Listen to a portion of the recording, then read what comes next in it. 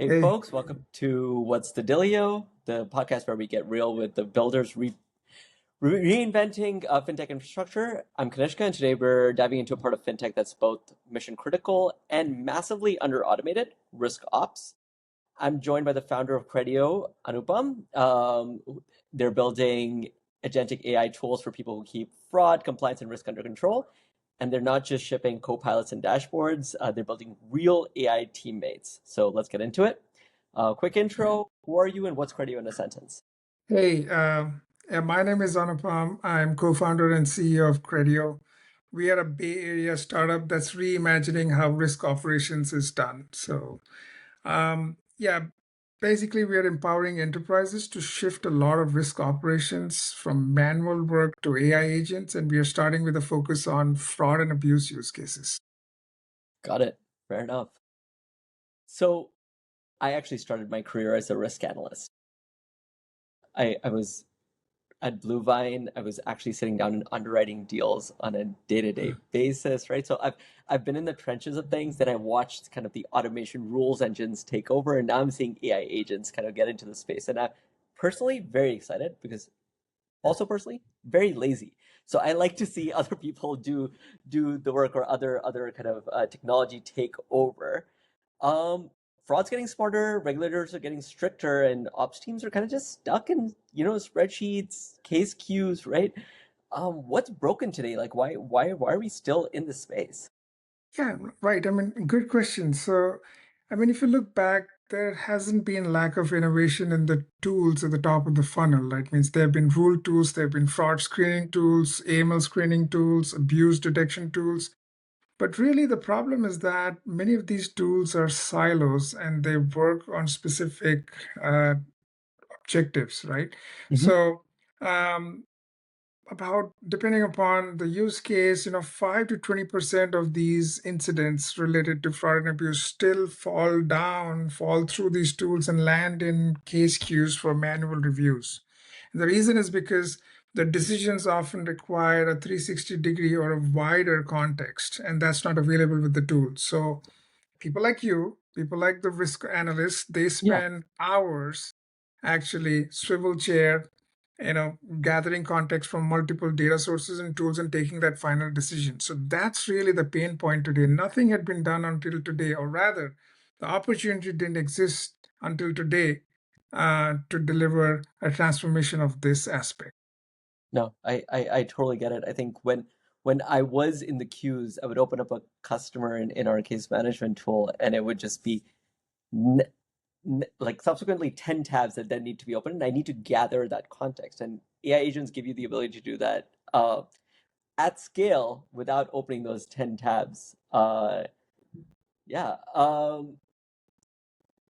So you've said that there are lots of rules engines. They've been around. They all say that they're now AI powered, right? Or they're Yeah, AI first. right. How is Credio kind of differentiating from those that are maybe playing catch up to AI in today's world? Well, let's just remember that, each and every tool that I talked about, they are going to have their own trajectory to infuse AI into them. Hmm. It's not that, we are occupying that space. So the rule writing will be improved with AI suggesting newer rules, Hmm. right? AML alerts would improve over time with AI coming inside those tools. But what we're trying to solve is not really a tooling problem, but the orchestration problem.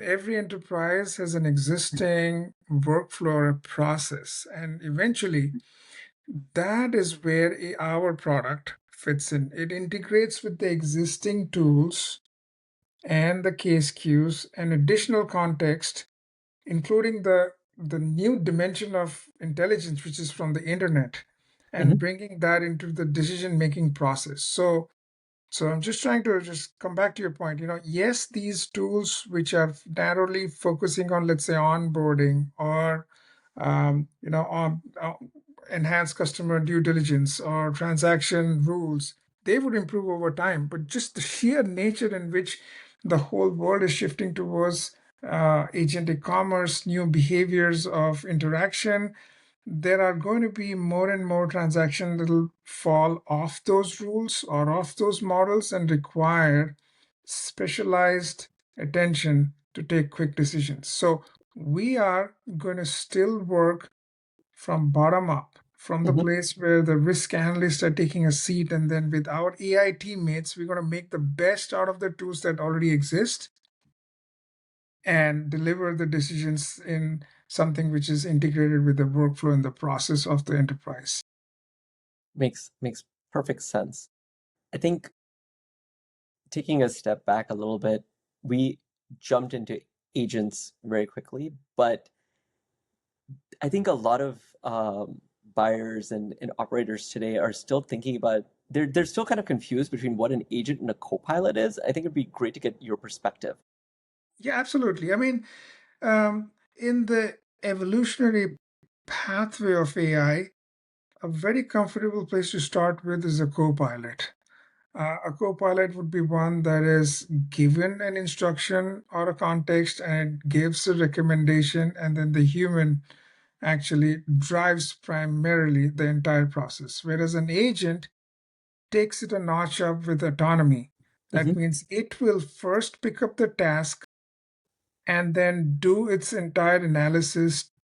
If needed, autonomously take a few decisions to collect additional evidence and data, and then present it at a time for a human in the loop to take critical decisions where it might have been asked to do so. Otherwise, it can just go about gathering information, doing a bunch of tasks, and even delivering an outcome. That's an AI agent where there's an element of autonomy. So we are going for the agency level outcome. Got it. So the way I've always kind of thought about it is AI agents are kind of like they're your right out of college analysts or interns that are very well educated, but they just need the kind of repetitive tasks that like someone more senior doesn't want to do, and you kind of hand it over to them and let them go run with it. How do you kind of ensure that, given that this is not a person and you can't reprimand them, how do you make sure they're like auditable and safe? Yeah, very good question, actually. I mean, enterprise, the biggest worry is that, is it going to go off the rails? And then how do I make sure that they don't deliver these crucial risk decisions, which may come back to hurt them or trouble them? Well, to be able to do that, we have to think from our experience of how does an enterprise want to really operate, even humans today. Like, Mhm. every work that you do has to be explainable, has to be visible, has to be auditable. So when Credio's AI agent get themselves onto a task, we actually look at them as AI teammates. Mhm. Teammates would be virtual team members who are granted the similar kind of authorization and authentication access that you would to another employee or a team member. And then they go about providing that audit trail of what they're working on in a real-time basis with an assigned human in the loop, or it can be referenced later. Yeah, So everything that Credio's AI agents operate on bring in the same standards and even much more stricter compliance purview for whatever work that they're doing. So I mean, we treat them as how would you actually apply those rules or those audit requirements or compliance expectations from a human employee. We take that and we bring that on top of those AI agents. got it. Very cool. I know Credio is relatively a newer entrant into the market, and you're kind of introducing this concept of AI teammates. I'm curious, like, what kind of team agents have you guys shipped already? Like, what's already live in your platform right now? Yeah, right. I mean, of course, there's a lot of use cases that needs Mhm. attention, but there are some of those which are really painful ones, like the ones where we have delivered, I would say, incredible outcomes is in enhanced due diligence of merchants getting onboarded. Now, that is a use case that is relevant to payment processors or fintechs or even online marketplaces that are onboarding merchants onto their platform. That is where there's a lot of unstructured data document, and that is where a lot of toil and grind goes in. Either there's a risk underwriter or onboarding risk review analysts. So that is one use case where we have really done tremendous work, where we have brought down the time it takes to process an application to a fraction of what it takes by a human. The important thing is that the key things that drives outcome here is consistency in the decision making process, the accuracy, and the speed. So Hmm. these three parameters on this use case have been pretty good for us. The other use case where we are deployed and doing pretty well is in automating the manual reviews of transactions that get flagged for potential fraud, either Hmm. first party or third party, and they've landed in manual review queues. We are triaging them. We are analyzing them at a speed that is um, 10x faster than a human analyst would do, ingesting 10 times the context or features that human analysts would do, and delivering an uplift of over 20% in accuracy. That's great. I think, and that sounds really great, right? As a leader in operations, you're like, okay, cool. This is a guy that will, or guy or girl, whatever, will always get the right kind of outcome, and they won't have a different response before lunch or after lunch. It's Yeah, all right, kind of exactly. Or very how you focused. feel in the beginning of the How day. I you mean, are you how you grumpy? feel like in the Are you beginning of the day. tired? Right. I mean, that was one of the things that everybody told us, hey, you know what? The cost is not our problem. The thing is the scaling part of it. We can't keep throwing bodies at the problem. And the problem is that when somebody leaves an organization, getting them on board again, trained on the SOP, and how do you expect that everybody would deliver that consistency? So accuracy, consistency, and speed were what our customers were looking for, not necessarily what we thought that we are bringing in is a 90% reduction in labor cost, but Mhm. really what they're looking at is that remove this headwind to revenue growth that is seen, to be coming in from risk operations, reduce the fraud losses that aren't coming down, and then improve the customer experience, right? So, I mean, the idea of reducing the labor cost is way down in their wish list. Yeah. So would you say like the fear of kind of disintermediation is not as top of mind as you would have otherwise thought? Yeah, exactly. I mean, I thought that, the whole idea was to reduce the cost of operations. Bear in mind, like there are 30 billion manual decisions that are taken annually, on a global scale. And that's about, $4 to $5 whenever it touches a human analyst. You're talking about $150 billion in labor spent, right? Hmm. That's huge. Human intensive risk operations area, and that too I'm saying just for financial risk operations, right? Hmm. You would think that that's the cost or that's the thing that needs to be disrupted. No, the bigger problems are that 70% of the cases on which these analysts work on are typically false positives.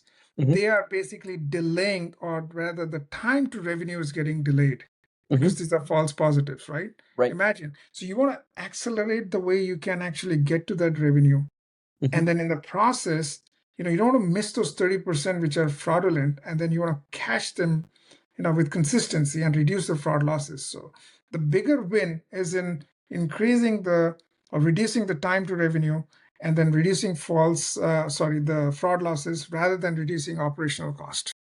Got it. Fair enough. I have a little bit of more of a philosophical question for you, and this may not make too much sense because I'm just coming up with it now, but as you start eliminating these kind of lower level jobs, right? These jobs are the ones that kind of train people to get into senior level positions. How is the industry going to grapple with this kind of paradigm shift if there's no need for junior analysts and everyone basically starts as an AI manager? Well, you know what? Firstly, we haven't figured it out as humanity, right? I mean, Hmm. let me be Yep. clear about that. We just don't know. But what we've been starting to see is that, you know, the moment an AI teammate starts working on the case, it is an amazing training for the junior analyst to see when the human in the loop or the real-time visibilities are turned on Credio AI agents, they literally see the AI agent talking to them and explaining how they're tackling the problem. Yep. For the right mindset, junior analyst, that's a great opportunity to get trained faster Right. and better, and then focus on the nuances of decision making. So you get an opportunity to rise up from the grind and then Yeah. the dirty job to critical decision making faster, actually. So Right. that gives you an acceleration towards going up in the value chain rather than getting stuck with that work. I mean, this is just the way I see that Yeah. evolving. Yeah. No, absolutely. It's a helping hand that's just kind of like dragging you forward. It's like the smartest teammate who you can emulate over time, and then Think about that. If you were to deliver better results, do you want to just read stuff out of a book and memorize it, or go into the field, into the trenches, and try it out by hand, right? So a junior analyst will be given an SOP, and they will have to understand that and refer to that, and then go do those steps, right? Whereas here on the job, the AI agent is prompting and interrupting, and then taking that human in the loop feedback that hey, this is the analysis did you think it is fine or not? So it gives you an opportunity to see that how would you actually work on it in the field, like becoming an assistant to a highly experienced person in the field gives you much better opportunity to learn faster. no, absolutely. Everyone has their own personal Mr. Miyagi, who's who's making them the Karate Kid, right? Yep. Got it. Okay. Um, what's one tip for rolling this out without breaking your risk ops? A good point. Um, so let's remember that it is not a new tool that we want to introduce, but instead we want to integrate seamlessly to the existing, workflow and the case queues and the processes. So one way not to break is by gradually bringing in the AI agent in loop to certain types of risk operations. For example, one of the large customer that we are working with, they said that, hey, we are confident of what you're doing, but you know what? We're going to start off by bringing the AI agent into action for a certain type of Hmm? transactions, which Yeah. we qualify as, let's say, low risk onboardings or low risk merchants or low risk type of transactions, which is still falling for manual reviews. Let's get the AI agent to work on that with a human in the loop. Then we go to the next step, Yep. turning this into full autonomy, then bringing human in the loop for the moderate risk, events and incidents. This is how you can gradually go up without breaking existing risk operations. And obviously, like I mentioned, the human in the loop element is pretty critical. And only when the results speak for themselves, you can just turn on full autonomy for the AI agent. Got it. Fair enough. Taking you out of the CEO seat of Credio, right? If you're in my position, for instance, I'm looking in the market and there I see 10, 20 compliance agents who are all offering basically the same thing. How do you think about differentiation and figuring out the right fit for you? Because it's not that dissimilar to interviewing a person to join your team. Yeah, you're right, actually. So let's look at it this way. Everybody's trying the best to empower enterprises with AI agents. Now, there are two types of offerings out there: those that are horizontal or generic AI agent building platforms. They are also great tools when you have the flexibility to imagine whatever you want to do. And then there are, like us, who are hyper specialized, and we are bringing that purpose built vertical AI agents, which are off the shelf, ready to deliver from day one.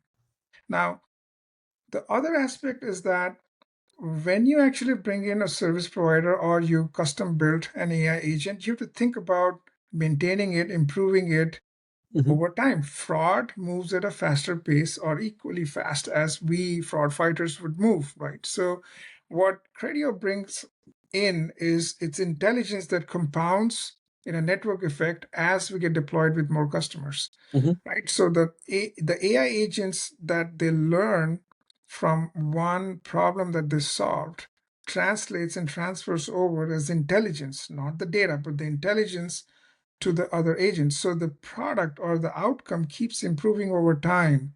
So how we stand out is that we are purpose built for fraud and abuse risk operations. We Hmm. have all of those use cases already sorted out, ready at a level of intelligence that can be either used off the shelf or you could fine tune it. So this is how we can deliver outcomes faster than a DIY process on a horizontal AI agent platform. Right. It makes perfect sense. It's like, would you rather hire the agent that's worked in 20 of your closest competitors, or do you want to pick someone off the street and train them on how to do the job? And they only have the context of you. Yep, exactly. That's a big thing, whereas we are bringing in a wider context, right? So that's how we hope to Got it. position ourselves and differentiate. Got it.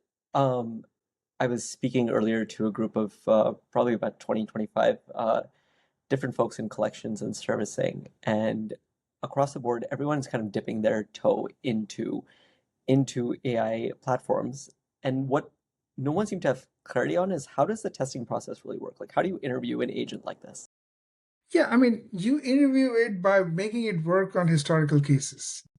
So, I mean, so typically how it starts is that, if it's a mature enterprise which has already worked on thousands of cases or millions of cases over the last 1 year, and you have an idea that, which one of the team members or which cases have been very well done.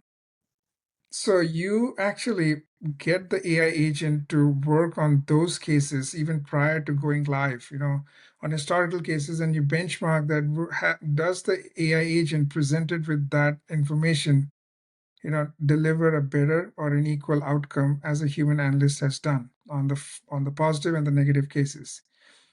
Once an organization has tested that and has got that confidence, then you can start, like I said, bringing in a Phasing certain in. subset of the transactions and then gradually just increase its coverage to more and more cases.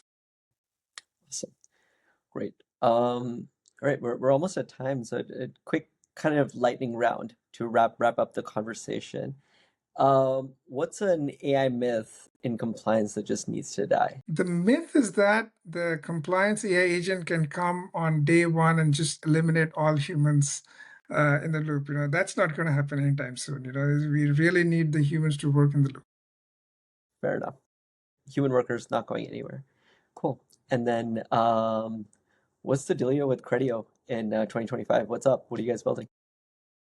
Yeah, I mean, we're going to expand our use cases beyond onboarding risk reviews and fraudulent transaction reviews to many other abuse use cases, such as chargeback, fighting back chargebacks, increasing our scope to account takeover and ACH risk reviews. So we're just going to add more horizontally in the space of fraud and abuse. Very cool. Well, thank you, Anupam. This was a very awesome kind of conversation for me. Looking forward to seeing how Credio kind of takes over the world of AI teammates in fraud and compliance. Hey, thanks, Kanishka. Nice talking to you.